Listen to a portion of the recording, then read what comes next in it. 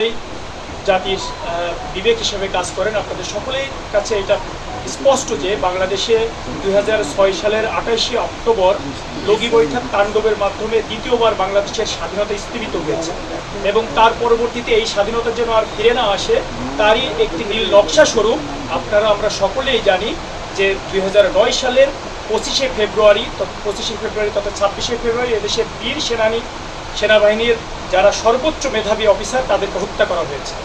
তারপরে যখন এদেশের মানুষ তাদের কথা বলতে চেয়েছেন এবং তাদের মত প্রকাশ করতে চেয়েছেন, আমরা দেখেছি 2013 সালে 5ই মে বাংলাদেশের প্রাণ কেন্দ্র শাপলা চত্বরে তাদের উপর একটা গণহত্যা চালানো হয়েছে। দেশে 2014 সালে আমরা নির্বাচন দেখেছি যেখানে বিনা ভোটে এমপি নির্বাচিত হয়েছে। আমরা 2018 সালে নির্বাচন দেখেছি যেখানে দিনের ভোট রাতে হয়েছে এবং 2024 সালে নির্বাচন দেখেছি যেখানেও মানুষ ভোট দিতে যায়নি। এরকম একটি অবস্থায় বাংলাদেশের গণতন্ত্র, বাংলাদেশের স্বাধীনতা সবকিছুই ভুলণ্ঠিত হয়েছে। জাতির জাগৃত বিবেক হিসাবে যে সমস্ত সাংবাদিক বন্ধুগণ কাজ করেন তাদের কণ্ঠকে স্তব্ধ করে দেওয়ার জন্য বিভিন্ন কানুন তৈরি করা হয়েছে, আইন তৈরি করা হয়েছে। তার একটি অন্যতম গুরুত্বপূর্ণ আইন ছিল ডিজিটাল নিরাপত্তায়। অথচ এই বাংলাদেশে আমরা দেখেছি সাংবাদিক সাগর রুনি সহ অসংখ্য সাংবাদিক হত্যা হয়েছে, তাদের বিচার হয়নি। অসংখ্য নিরীহ মানুষকে হত্যা করা হয়েছে, আয়না ঘরে রেখে দিনের পর দিন মানুষকে গুম করে সেখানে হাড় সর্বস্ব করে দেওয়া হয়েছে, তাদের কোনো বিচার হয়নি। এভাবেই দেশকে একটা অরাজকতার দিকে নিয়ে যাওয়া হয়েছিল। এদেশের সকল রাজনৈতিক নেতৃবৃন্দ যখন এই রকমের একটি স্বৈরাচার থেকে মুক্তির জন্য বিভিন্ন রকমের আপ্রাণ চেষ্টা করে যাচ্ছিল কিন্তু মুক্তির কোনো তরুণ বা বার্তা নিয়ে আসতে পারেনি, তখন আমাদের যুব সমাজ, ছাত্র সমাজ যারা সেই 52 সাল থেকে শুরু করে এই পর্যন্ত সকল ক্রান্তি লগ্নে বাংলাদেশের এই স্বাধীনতার জন্য যারা ভূমিকা রেখেছেন সেই ছোট ভাইয়েরা এবং বন্ধুরা রাজপথে নেমে এসেছে, একের পর এক জীবন দিয়েছে এবং অসংখ্য মানুষের জীবনের বিনিময়ে, ছাত্রদের জীবনের বিনিময়ে, অনেকের পঙ্গুত্বের বিনিময়ে, একসাগর রক্তের বিনিময়ে আবার 5ই আগস্ট আমরা দ্বিতীয় স্বাধীনতা পেয়েছি। আমরা বাংলাদেশ জামাত ইসলামী ছাত্রদের এই কাজের সাথে শুরু থেকে এই পর্যন্ত আমাদের মত ছিল, তাদের সাথে আমাদের একাত্মতা ছিল। আমরা এখনো বিশ্বাস করি এই ছাত্রদের নেতৃত্বে বাংলাদেশ একটি সুন্দর জায়গায় পৌঁছাবে এবং সেই জন্য ছাত্রদের এই আন্দোলনকে একটি সফল আন্দোলন রূপান্তরিত করার জন্য সাংবাদিক বন্ধুরা আমরা বিশ্বাস করি সবচেয়ে বেশি ভূমিকা পালন করতে পারবে।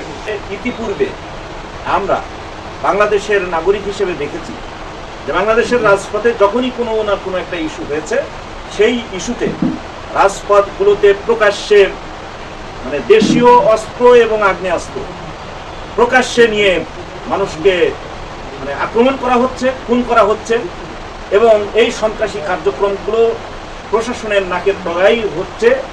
অথচ এই যে প্রকাশ্যে দিনের আলোয় যারা সন্ত্রাসী কার্যক্রম করছে, অস্ত্রের ঝনঝনানি তারা দেখাচ্ছে, কিন্তু তারা আইনের আওতায় কোনোদিন এসেছে বলে আমার কাছে মনে হয়। কারণ তারা সকলেই সরকারি তৎকালীন সময়ের সরকারের ছত্র ছায়াই তারা এইগুলো করে। তো দেখা যাচ্ছে যে এই দেশে একটি শান্তিপূর্ণ পরিবেশ বিঘ্ন সৃষ্টি করে সরকারের ছত্র ছায়া থেকে এই সমস্ত সন্ত্রাসীরা। আমরা যদিও বলি সন্ত্রাসীদের কোনো দল নেই, সন্ত্রাসীদের কোনো পরিচয় নেই, তাদের একটাই পরিচয় সন্ত্রাসী। কিন্তু ঘটনার আমরা যেটা দেখি যে তাদেরকে ব্যবহার করেই কিন্তু রাজনৈতিক সুবিধা আমরা গ্রহণ করি, ভোগ করি। আজকে এটার সাথে পাশাপাশি যদি আমরা বলি যে বাংলাদেশ জামাত ইসলামীর সাথে আমরা কম বেশি সবাই পরিচিত। বাংলাদেশ জামাত ইসলামের লোকজন এই দেশেরই মানুষ, এই দেশেই তাদের জন্ম, এই দেশের মাটি মানুষের সাথেই তাদের চলাফেরা ওঠা বসা। বাংলাদেশ জামাত ইসলামীর এমন কোনো নেতা কর্মী আজ পর্যন্ত রাস্তায় অস্ত্রের ঝনঝনানি দেখিয়েছে, সন্ত্রাসী কার্যক্রম করেছে এবং প্রকাশ্যে মানুষকে পিটিয়ে হত্যা করেছে, এই জাতীয় কোনো নমুনা কিন্তু আজ পর্যন্ত বাংলাদেশের কোনো মানুষ দেখে নাই। সাংবাদিক বন্ধুদেরকে, এদেশের বুদ্ধিজীবী মানুষকে, সুশীল সমাজকে, সবাইকে যে তার বিরুদ্ধে কথা বলেছে তাকেই তিনি দমন করার জন্য চেষ্টা করেছেন। বাংলাদেশের বহু সাংবাদিক দেশের মাটি থেকে বিদেশে পাড়ি দিতে বাধ্য হয়েছে। বাংলাদেশের ডিজিটাল নিরাপত্তার নামে মামলা হয়েছে, একটা দুটো না, 5 শতাধিক মামলা হয়েছে।